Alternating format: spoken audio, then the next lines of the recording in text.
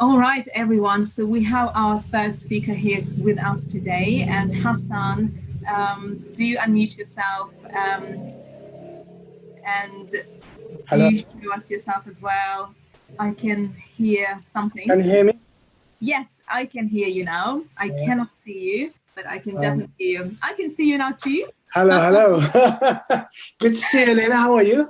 I'm very well, thank you. And it's so good to have you, Hassan, with us. I know you will be joining us as judge. It's a real pleasure to have you as judge again. I think I already mentioned last time, we had you judge both rounds. So we had a 2-round competition. And I remember when we received your round one, comments and advice. I think it was the most detailed and the most, a lot of advice to every single team. And we had about 19 teams, a lot of teams to, to judge and look over all of their, outputs and everything. And it was just fantastic to have all this advice from somebody like you. You found the time to do this. But today you are with us as a speaker, and I know you are really passionate about this initiative and this cause. And this is why we thought it would be fantastic to hear from you. And I know this will be another sort of data science tech talk. And we have got teenagers who are just looking forward to this talk as well. And they have so far enjoyed a lot of input from many experts from across, industry in ethics, in AI, in data science. But it's always great to have head of data science lab from Visa with us.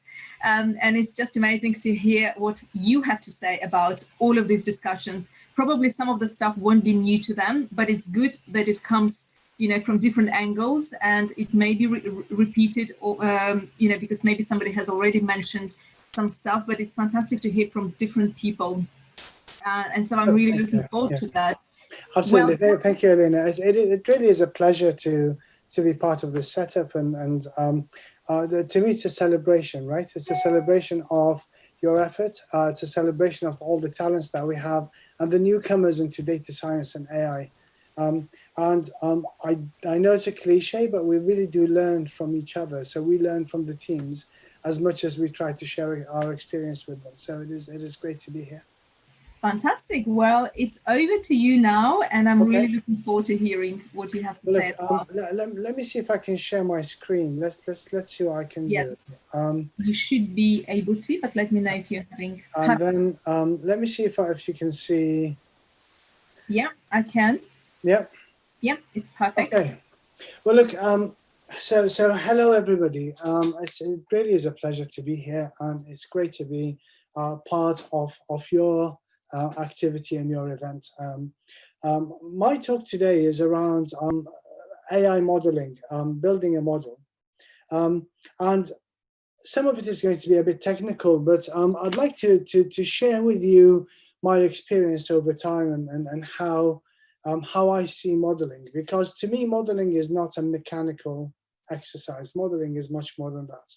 The purpose of the talk really is to share with you a couple of things, and I've prepared a couple of case studies to show you pitfalls and where things can go wrong and so on. So here we go. So this is me.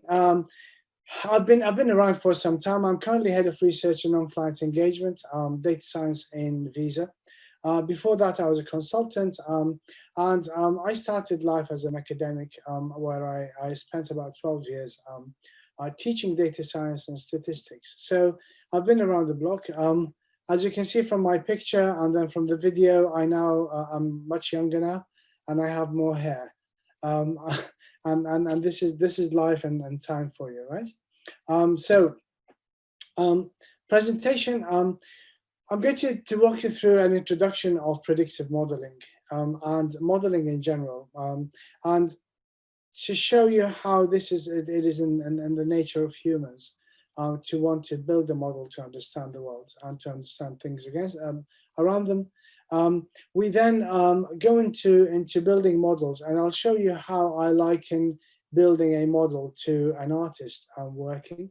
And then I'll take it as a step after that to give you my view as to how this whole thing needs to be thought about holistically as a bigger exercise rather than just a technical piece where you've got inputs and then you create a model. I'll then talk about two types of data that I've worked with, and this is data in the frequency domain and data in the time domain.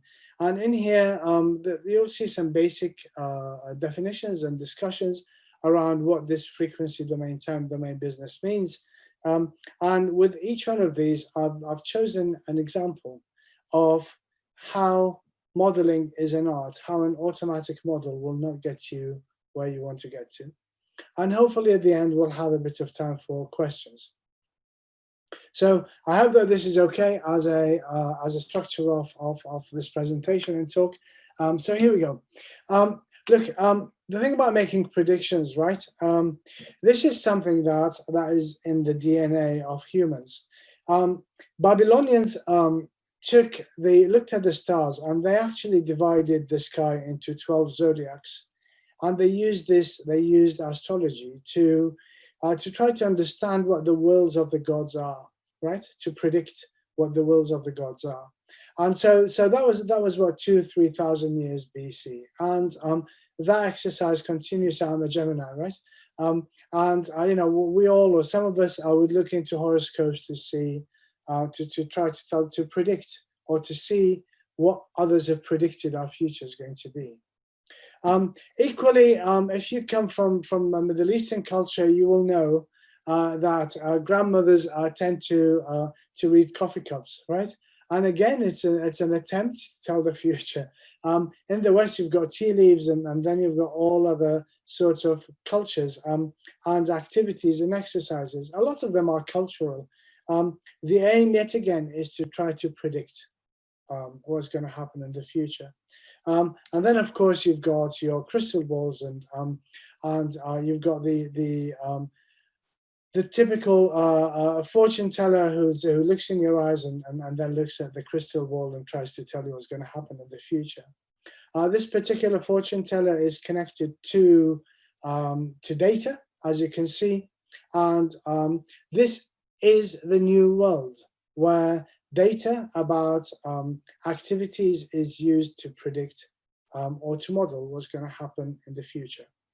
And that data is available. It is out there. And the speaker before talked about Cambridge Analytica and how the data has been misused.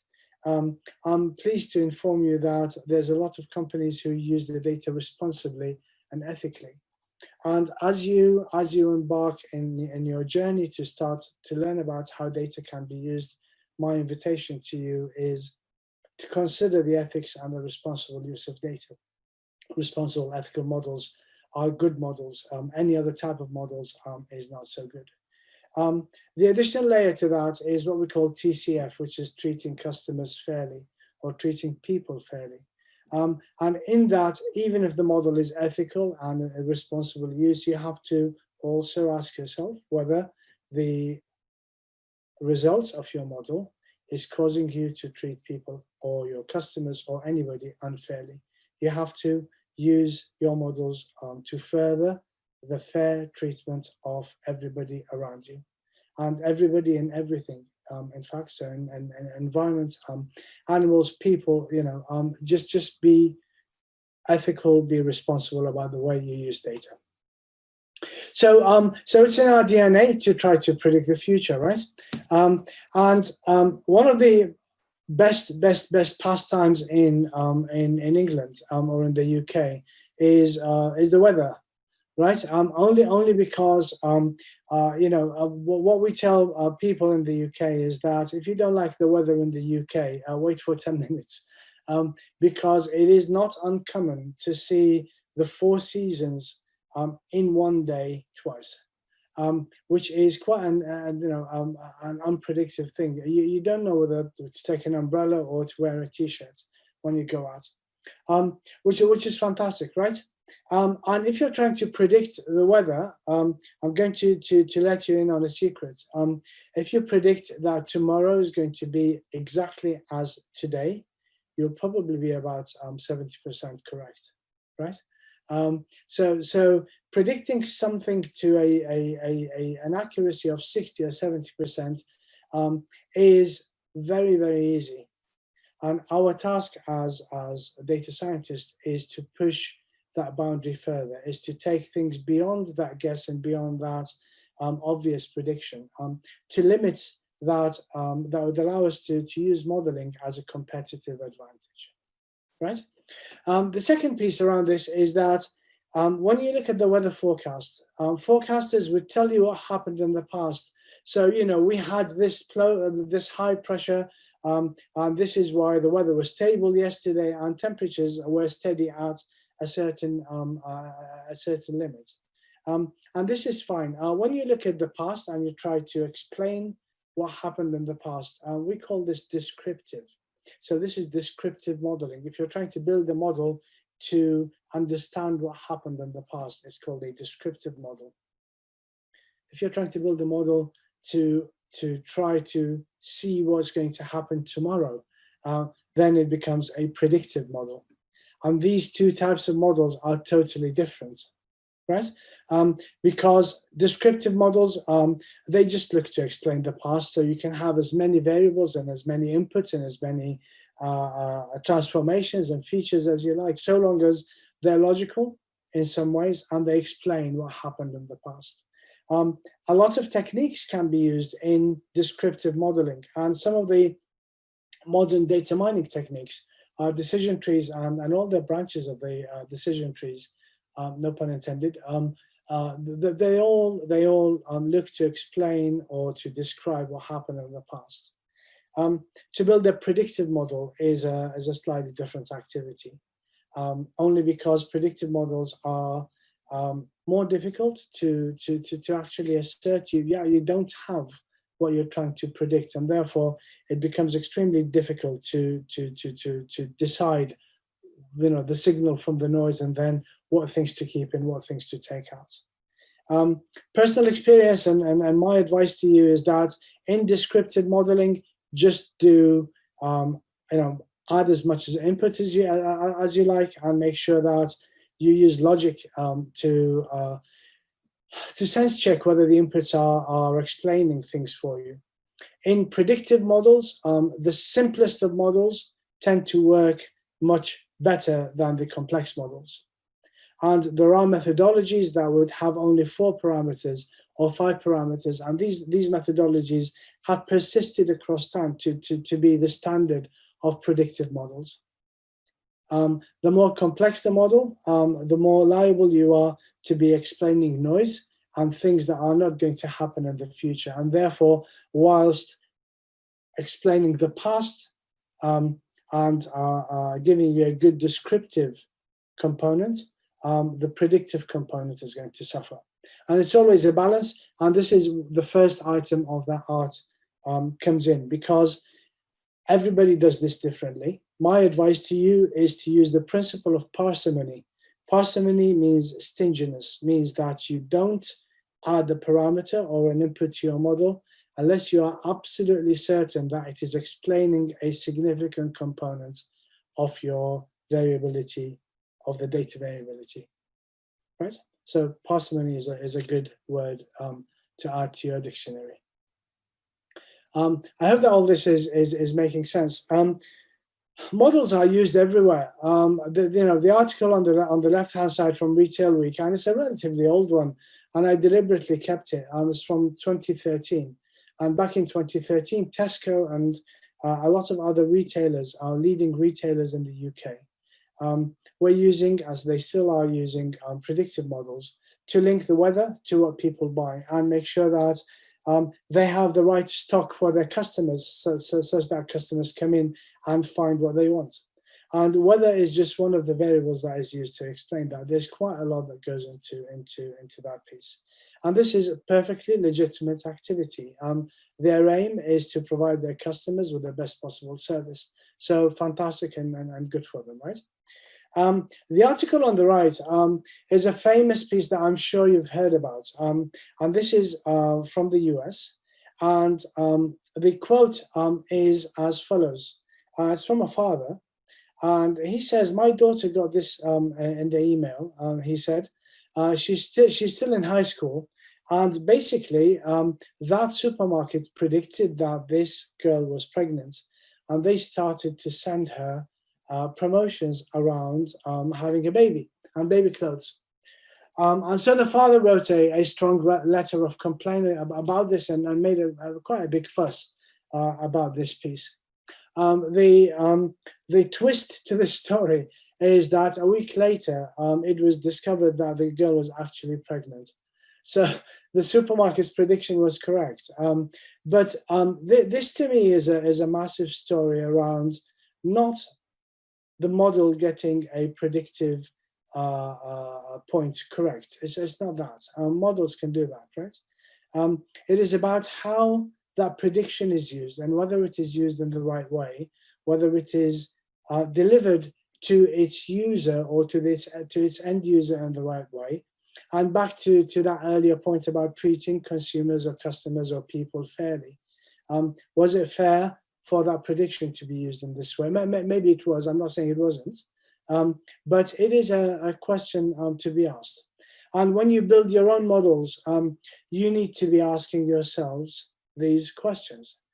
If I can predict something, is it a good thing to predict? And then when I predict it, how is it going to be used?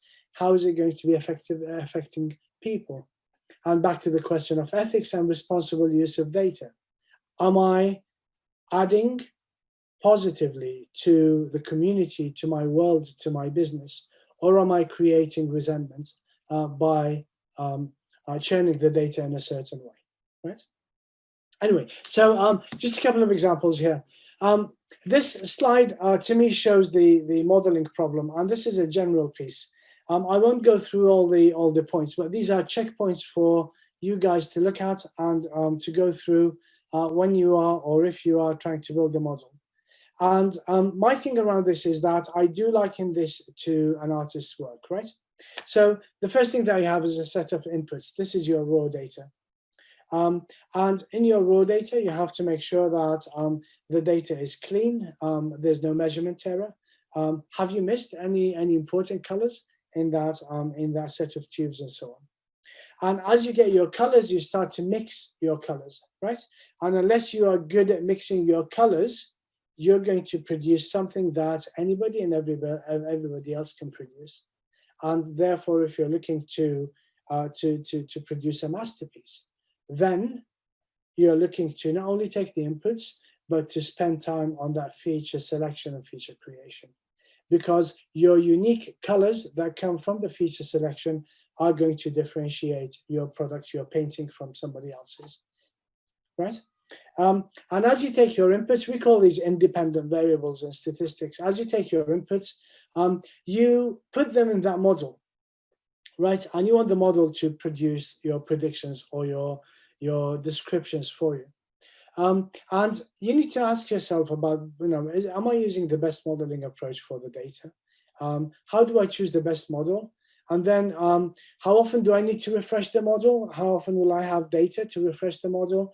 If I'm using just random now 10 years of historic data, how long do I need to wait for before I'm able to refresh the model and produce a really truly fresh view of what I'm doing, and so on. And these are quite important questions to consider as you are designing or building your activity. And when you produce your prediction, that thing that you're trying to predict, we call the dependent variable, right? So you're trying to predict something. And the typical questions are, around whether the predictions are good. Are they biased? Are you discriminating against a certain sector of society? And it's not atypical of models, because models are immoral. They have no morality. And what the maths will tell you is that you can target a certain sector of society, and you'd be able to make a lot of money, for example, right? But then this is going to be biased against a certain sector of consumers or a certain sector of society, which is bad. So you, as the modeler, it is your responsibility to ask all these questions around bias, about the validity of the predictions, about how the predictions treat everybody, and make sure that you are adding something positive to the problem. Right, and so in that case, you are very similar to this chap who is painting the picture, where you've got your colors, you've got your palettes, and then you've got your tools, and you produce your picture, and it's a fantastic piece of work. Now, the thing around this is that my view is slightly wider than this, because I see a model as part of a much wider activity. In fact, I see an art gallery where every corner has some data science or some AI application, right? And to me, a model build is part of that bigger world, right? And so my invitation to you is to think about the world in this way, the world of AI in this way. Take a step back. Building a model is a technical activity, but let's take a step back and plan your masterpiece, plan your gallery, right? Is modeling the best solution here? There can be other solutions that are equally complex, or maybe less complex, or more complex, but modeling may not be the only solution. And if your only tool is a hammer, then you'll treat every problem like a nail. But just widen that scope. Modeling is great. It's a fantastic piece. It really is an advanced piece of work. But is it the right piece of work for the problem you're trying to solve? And then I will not go into each and every one of these. The only one that I'm going to highlight is the very last piece. And these are things you need to think about before you actually start getting your hands dirty with the data. This last piece is deployment. In our sandpits, in our developments, we can do quite a lot, right? And we can, in our experiment lab, run things that are very, very complex. And you guys are experts in that, and I've seen some of the things that the teams have delivered in the past, and they're absolutely amazing. The question is, am I able to deploy this in the right way such that it delivers the value that I think it's going to deliver? And this is a very, very important question, because you can build a very complex deep learning model, but then when you come to deploy it, it takes 2 minutes to churn out a result. Now, are your consumers or the users willing to wait so long for a result to come out, right? And this is just one example of how that world from experimentation to deployment needs to be thought through quite thoroughly at the design stage. The second piece I'd like to highlight here is around interpretability and explainability. We have at our disposal some really, really advanced AI techniques, really, truly advanced. And they can give you fantastically reliable predictions. But there are questions around, how do I use the predictions? And if I'm dealing with people and consumers, I need to think about, how am I going to explain a prediction to my consumer, right? And if I have a deep learning model where things are connected in a way that is a totally black box, meaning that I'm unable to explain to a consumer why they were declined a certain product, then this really complex AI approach may not be the best approach to use. And these are things that you think about at the design phase.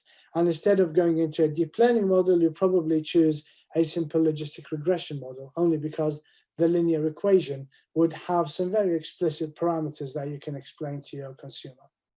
And there are cases that I've seen in real life when even a linear model was seen to be a bit too complex, and we resorted to a simple decision tree with if statements, such that we can explain what the output needs to be. So I've put in a number of points and pointers for you guys to look through, and obviously I'm here to answer questions and discuss with you any item or any point you feel you need more information about. Right, I've got about 5-10 minutes left, Elena. How much time have we got left? That is absolutely fine. Yes, you're very welcome to take another 10 or 15 minutes. Okay, that's fine. That's pretty cool. Thank you. I'm going to take about 5 to 10 minutes to talk about, to show you a couple of things. And this is a bit technical, so apologies for those of you who are not looking for a technical piece. We classify data, generally speaking, in many ways. One of the key classifications that I truly enjoy is around the frequency and time domains, right?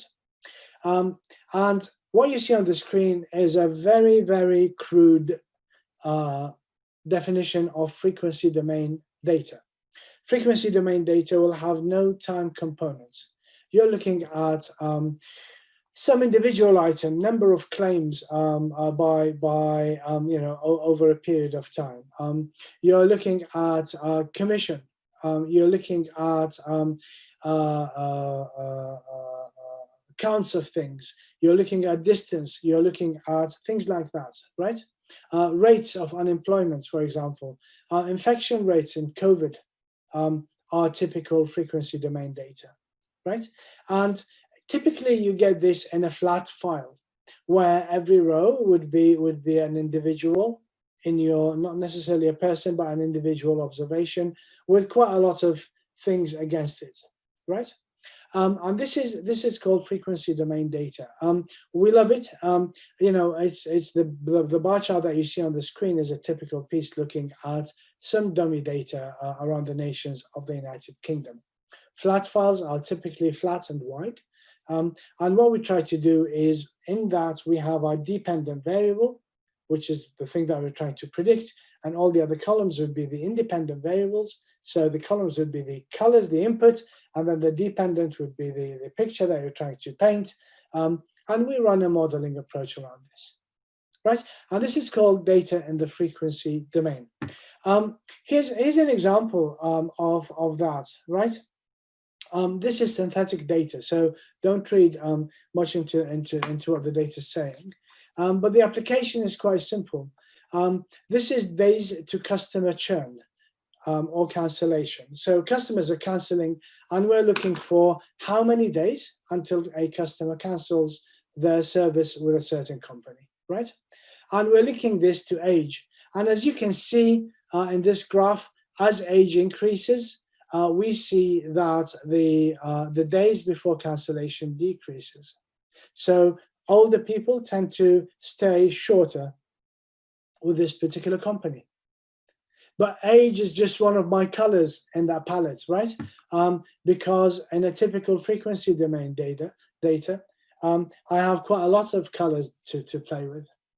And what the second graph shows is the number of SMSs communicated by customers, and of course the days before cancellation.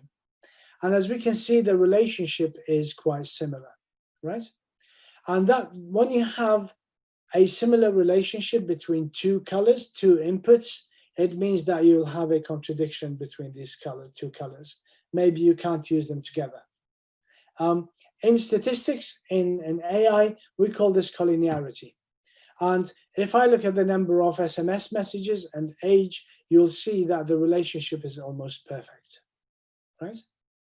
Now, this is a thing where if you feed the two inputs into your model is going to get confused, because it will think that this information is so important, it is fed twice.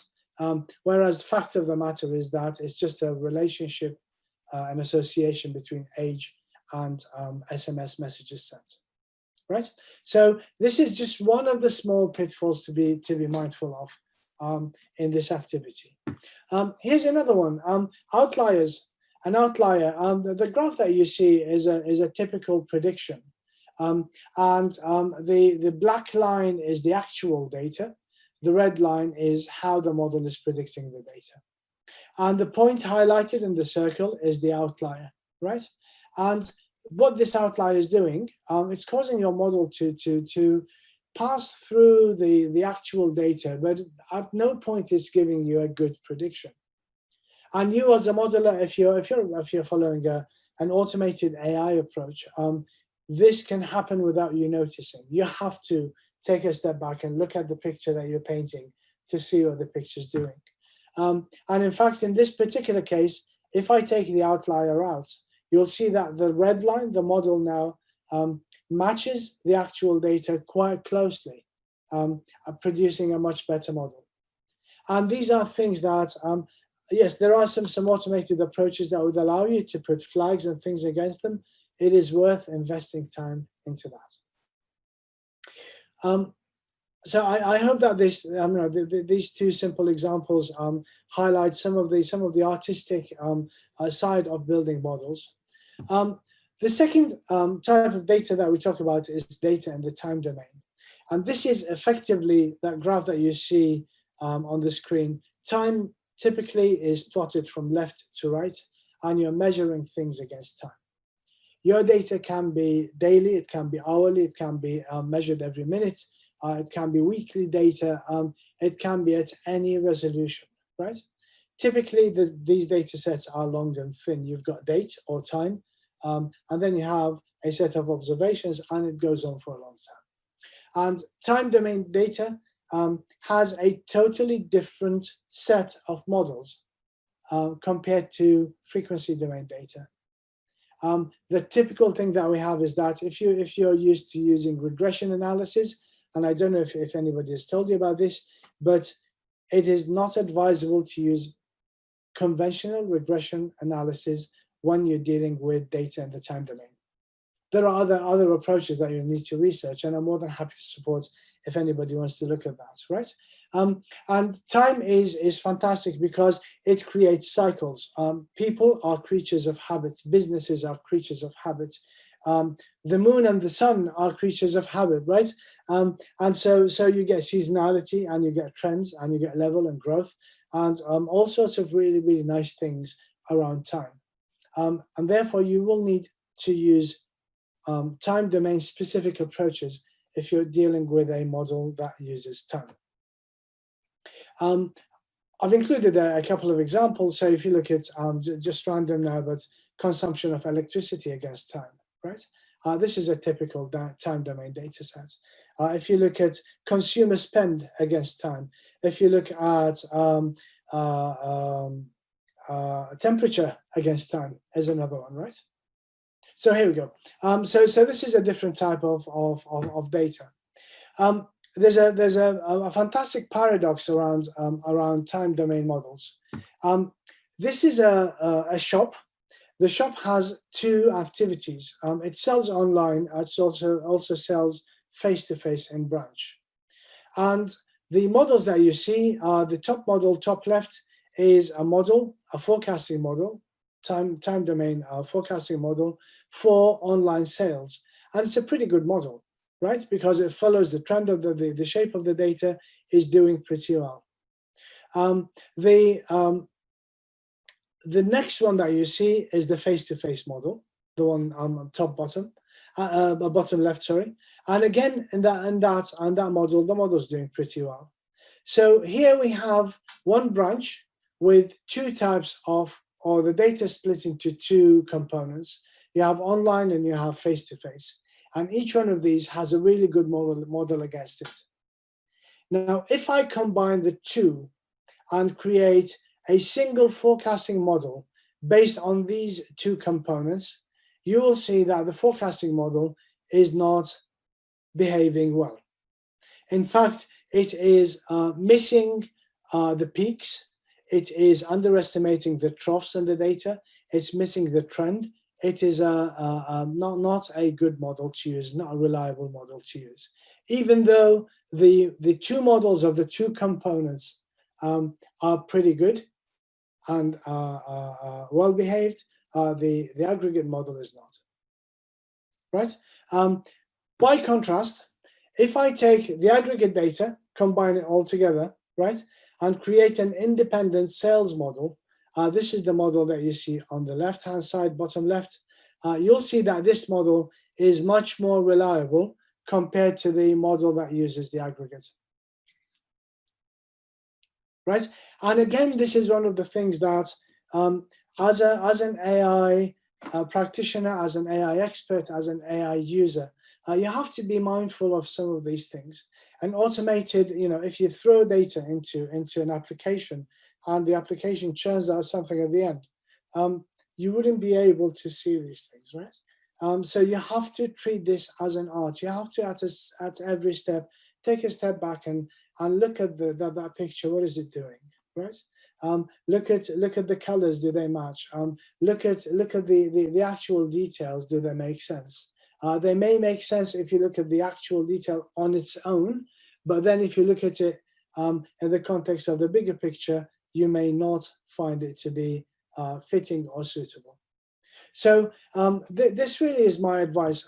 Always think of modeling as an artistic activity. It really, part of it is science, but all art will have underpinning science.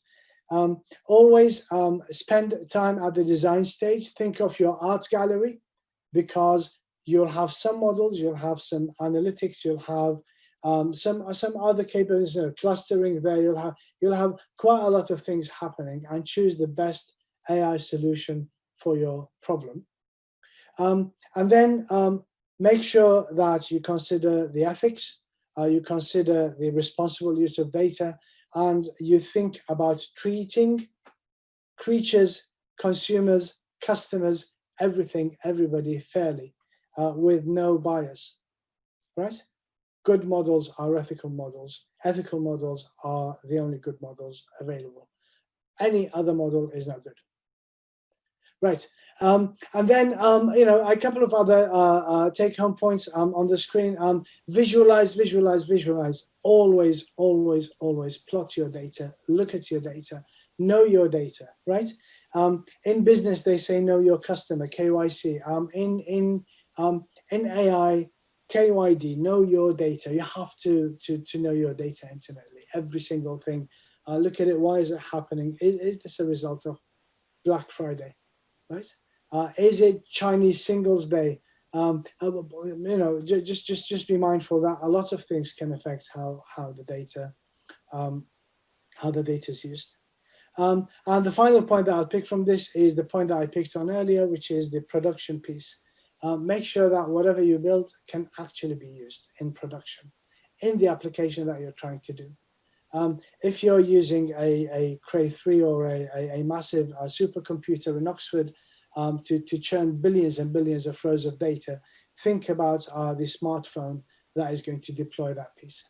Is it going to be able to do it in time without people losing interest, so that it is useful and usable for your audience? And at this point, I'll probably wrap up. These are some of my details, and I'm open for any questions or thoughts from anyone. Amazing. Thank you so much, Hasan. It's very dangerous to leave your email just like that to the teenagers. I can just imagine them wanting to bombard you with all of their questions. And in fact, we do have a question here. Okay. From, we don't know who it is. It's C4, could be Charlie, anyone. Okay. But the question is, when you said to choose the best modeling approach, what kind of approaches are available for us to use? Yeah. And another question is a follow-up from the same person. Would you be able to give any examples? Let's start with that. Yes. So let me just write this down so that... Okay, so this is a fantastic, really a fantastic question. Thank you for that question. By the way, this question came from Charlize, who is only 14, and she's a young female taking this course for the first time. So this is the question from Charlize. Yes, now I know. So Charlize, thank you for the question. Really, really good question. Look, I'm going to say things that are going to show my age, right? And I don't mean to be controversial around them, but the question around approaches to modeling is a big one, right? My classification is quite simple, and as I said, it's going to show my age. There are parametric methods and there are non-parametric methods. There are methods that are based on statistical science, and there are methods based on data mining science. And to me, this is the first classification, right? The simple differentiator between them is that if you're looking at parametric models, there are some assumptions around the data that have to be there. The typical assumption is normality, that the data having a bell-shaped distribution, and underpinning continuous existence for the data, such that 13.5 or 13.55 as a figure would mean something. This wouldn't be, for example, useful if you're counting a number of people, because you cannot have 13.5 persons anywhere. So parametric and non-parametric, right? And this is the first piece. In parametric, it depends on what you're trying to do. I would strongly guide you towards looking at regression modeling, because this is the pillar of parametric models, and there's quite a lot of types of regression models. Typically, that framework is called the generalized linear model, GLMs, and that is another term for you to search. Do a bit of research on that and come back to me. I'm more than happy to support on that front. In data mining, you've got what people currently call data science approaches. They're really data mining modeling approaches. I've seen decision trees work really well. I've seen neural networks work really well. And it all depends on how much time you have to spend on validating the statistical approach, or how much time you've got to spend looking at a non-parametric approach and experimenting with the data. In both cases, I've seen both approaches work really, really well in many, many scenarios. If you really, really want to scratch deeper under my skin, I'm a statistician by training. I'm a bit more comfortable with the statistical approaches, only because I like the science and the theory that underpins what they do. But this is just my personal preference. Don't let it color your decision. Amazing. This answered the questions, yeah? Yes, I believe it has. So Charlize, if you're still watching this, please do let me know if that answers your question. And if anyone else has got a question, do post in YouTube Live. So Hasan, you mentioned Voltaire. His quote is very, very interesting, very futuristic. So the quote is, "It is said that the present is pregnant with the future." Yes. So the question inevitably from me is, what is the future? And I'm going to keep it open-ended just like that, so that you could, approach it from any angle you like. What is the future? Look, I think that the future is there, and what we create would allow us to move into it, right? And this is what Voltaire's quote, I think, where Voltaire's quote comes in. So whatever we do, whatever we build now, whatever we create now, is going to become our future. And if we create a world that is just, a world that is ethical, a world that is responsible, then this is going to be our future and our children's future, and we will be walking or going into it. If we create a different type of world, then we're going to be walking into that. And this is how I see things. I see us as the creators of the future, as opposed to the future being somewhere over there and us just walking into it unknowingly. I don't think it is like that. I hope that, I don't know, thank you for putting me on the spot, but it's my job. I can't do a hard talk on you. So yes, there are some tough questions being asked by teenagers, but I'm going to ask you another question. So where do you see AI is heading right now? In 5 years' time, what would you like to happen in this AI for good space? How would you like us to be able to address some really, really complicated challenges? I mean, this time during the accelerator, we have 5 or 6 challenges offered. Some of them are quite complex. Mental health for young people, I mean, on the increase, and we have got about 4 or 5 teams trying to tackle it from so many different angles. We also have some teams tackling environment, climate change. And then there is also education. So some really, really complicated challenges. They're all related to United Nations Sustainable Development Goals. Where do you see AI making the most impact? Or what excites you about AI in the future as well? Maybe that could be a better question asked as well. So Hasan. Yes. I think AI, when we talk about the future and AI, I think AI is the present, to be honest. AI is all around us. It really is everywhere. when I selected my video, I ticked a box that said a touch-up video, so that some of the wrinkles and things go. All right. Not that you do it, Elena, but hey. And so part of this is AI, right? So AI is there. The applications range from the trivial that I just mentioned, or semi-trivial, might be important to a lot of people, all the way to things that shape the way society runs its business. So we know that there are cameras in the streets that do face recognition, looking for criminals and making sure that people are safe as they go about their business. I think we have major problems facing us as a planet. The environment is definitely one of them, and I'm really looking forward to seeing AI applications that would identify opportunities or support us in identifying opportunities through which we can change things quickly for the better.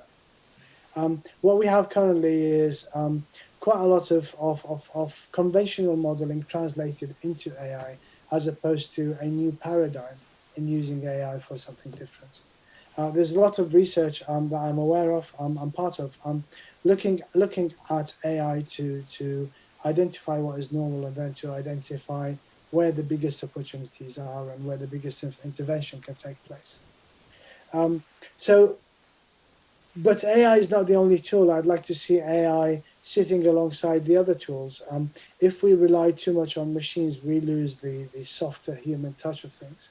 And you mentioned mental health, and you mentioned the health and well-being of individuals. To me, society that doesn't consider these things will need to have another look at itself. So I'd like us to use AI responsibly. I'd like us to use it ethically. I'd like us to use it where it is useful. I don't like us to use it just for the sake of using it, or because we can. Only because in my opinion, if we lose that balance, we'd fallen in the trap of becoming too transactional. There is an element of human touch and human kindness that has to remain in society. So back to an old quote, in using AI, like a drunken man uses a lamppost, we should use it for support rather than illumination, right? So Yes, no, I like that. right, and I think I'll take this again, in that let's use AI for support to make things better, rather than to light things for us, because this is not what it is meant or supposed to do. That's best.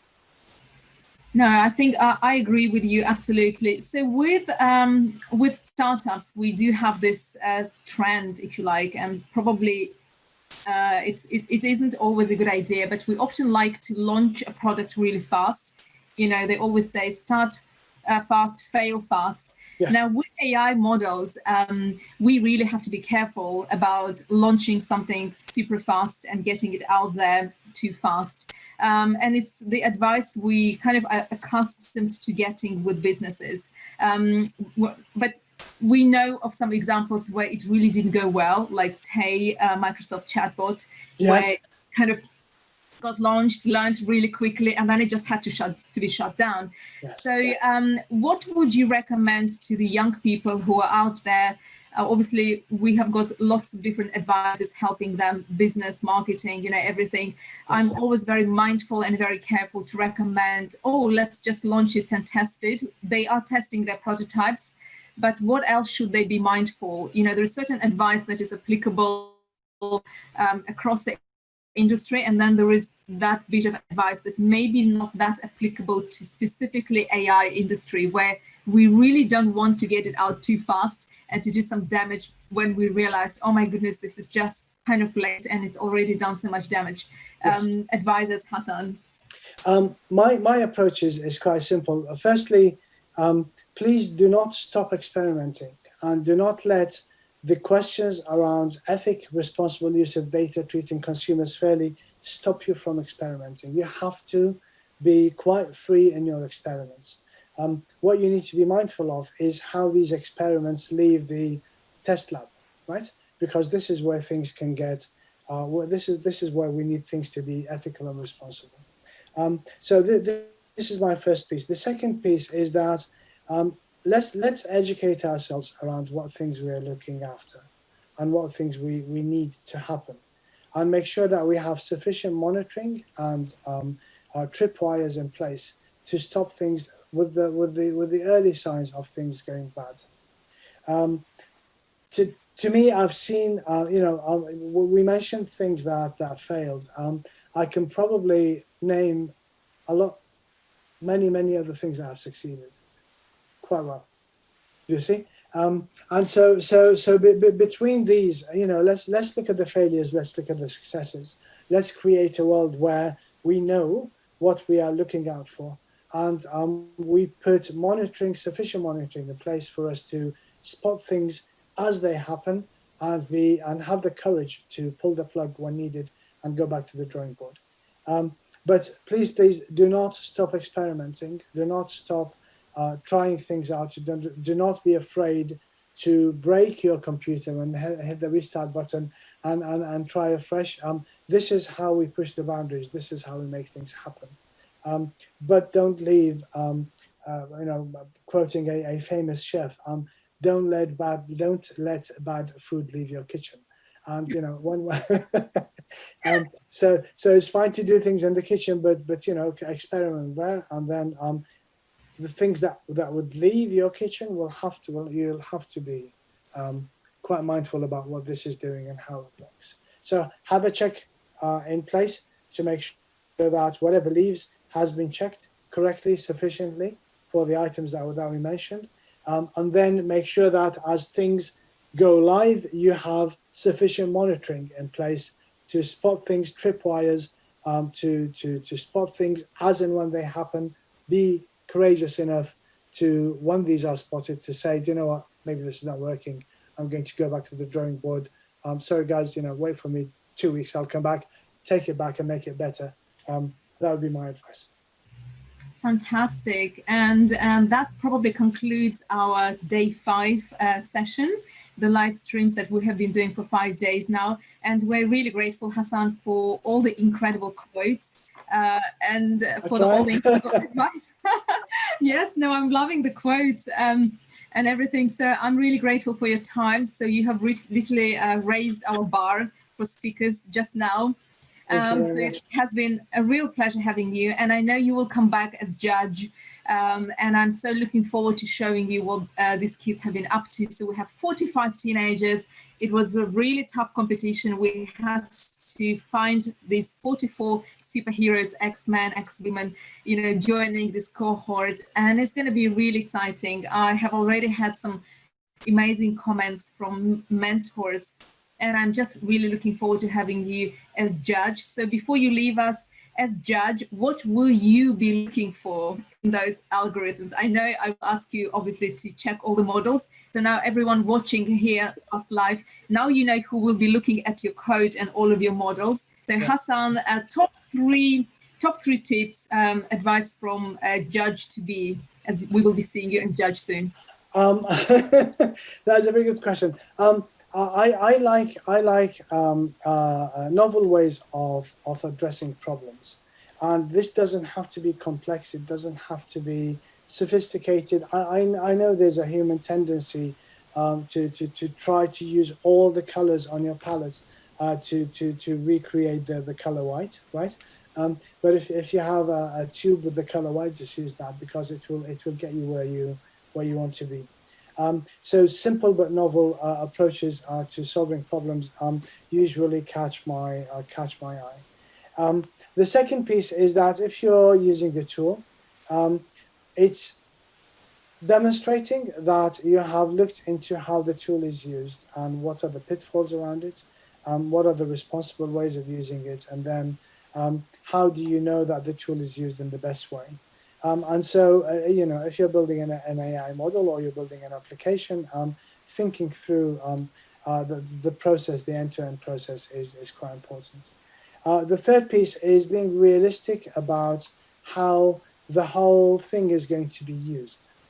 And it's back to that deployment piece. So we can create a really complex algorithm that wants people to stand on one leg and then turn around 3 times and do some other things. But then if I think it through, I'd realize that none of my users are going to really be doing that. So we need to be realistic about the actual applicability of that solution and how it is going to have an impact. So so that impact is the third main piece that I look at, and that's something that is going to have a true impact on the problem it is trying to solve. Perfect, amazing. So those were your tips, your advice from our judge. Fantastic. So Hasan, I just want to wish you, have a great evening, the rest of your evening, and go back to your family. And thank you so much for joining us. It has really been such a pleasure to host you. And I know you've spent a lot of time with us today, and you have family, and you have worked until just now, this evening. So we're very grateful you have given us so much of your time. So we will not be keeping you longer, and there are no more questions, but everyone is very grateful.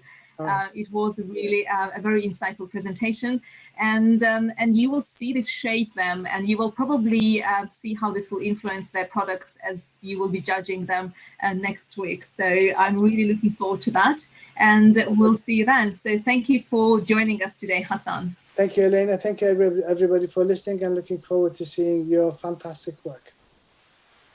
Brilliant. So everyone, so this was Hasan from Visa, and he's obviously very approachable. So if you do email him, do mention that you're part of this accelerator. You can tweet at him and even connect with him on LinkedIn if you're 16 plus. So this really concludes our day 5 of the AI Accelerator live streams. And I will be seeing you back here, not tomorrow, because Saturday, Sunday is when we would like to take some rest. I know teenagers will be working in Discord, but I really hope you will all join us on Monday here again. And as you probably may have seen, we have got Harriet Green joining us on the 5th of August. So please do keep an eye out on that stream, because she will be talking about the power of you, and she is an absolute role model, somebody I really admire and want to be like her. And she is incredible. She said yes to us, and I'm looking forward to hosting her. So, and I would really love you to join me on that stream when she comes live on YouTube. So in the meantime, enjoy your weekend, and I will see you back here on Monday, 5 p.m. London time. Thank you very much, and enjoy your evening. Bye.